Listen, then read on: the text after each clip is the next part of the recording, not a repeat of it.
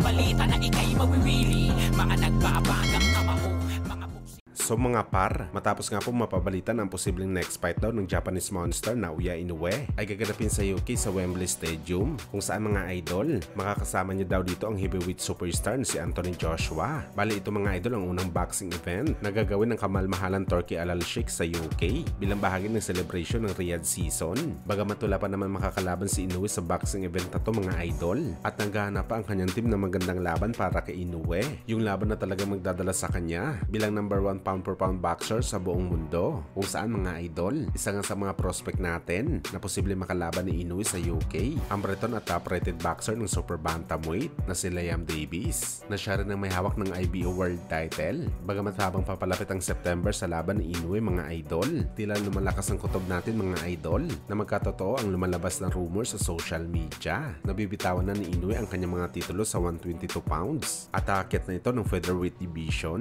Gayon pa man natalo na nito mga idol ang malalakas at mga kampiyon sa super bantamweight, kaya featherweight na ang kanyang target. At sakaling ganito talaga mga idol ang magiging senaryo, ay napakalaking tsansa na mapalaban kaagad si Inoue sa title fight sa 126 pounds. Number 1 nga sa posible makalaban dito ni Inoue ang kakapanalo lamang na kampiyon, ang WBE champion na si Nick Ball. Masasabi natin mga idol na si Nick Ball ang una sa listahan ni Inoue dahil bukod sa kampiyon nito, isa rin ito sa mga British fighter. Kumbaga mayroong pangalan si Nick Ball sa UK, mas lalong dumugin ang laban ni Inoue sa UK kapag si Nick Ball ang kanyang lalabanan sa September. At sa mga hindi nakakaalam mga idol, isa rin po sa mga paboritong fighter ni Turki Al Sheikh si Nick Ball. At higit sa lahat mga idol, swak ito sa legacy fight na hanap ng Team Inoue. At ang kinagandahan dito mga idol, si Nick Ball pa mismo ang naghamon kay Naoya Inoue na sakaling umakyat na daw ito ng timbang, ready na daw siya na harapin ng Japanese monster, kung saan hindi pa naman kumpirmado ang laban mga idol. Pero sakaling matuloy talaga ito mga idol,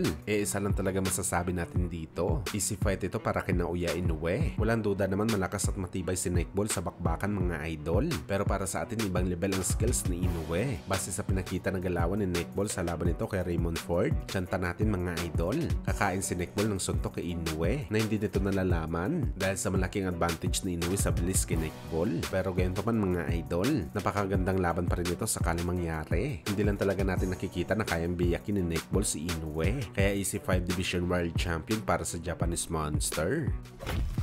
Sa kabilang banda naman mga idol, Errol Spence Jr. tiwalang-tiwala na makukuha ng kanyang bata na si Frank Martin ang panalo sa isang dramatic passion kontra kay Tank Davis. Ano yan ni Spence mga idol? Hindi daw katulad si Frank Martin sa mga nakalaban dati ni Tank Davis. Ibang level daw si Martin mga idol, kaya daw nito tumapat sa skills na meron si Davis Boy. Kaya tsanta ni Spence mga idol, kung hindi man na-knockout ni Martin si Davis, outbox daw ang aabotin nito sa bakbakan. Posible daw na ito ang pinakamalaking upset na mangyayari sa ngayong taong kasalukuyan. Mapupunta daw lahat kay Frank Martin ang kasikatan na meron si Tank Davis. Kaya abangan daw natin to mga idol.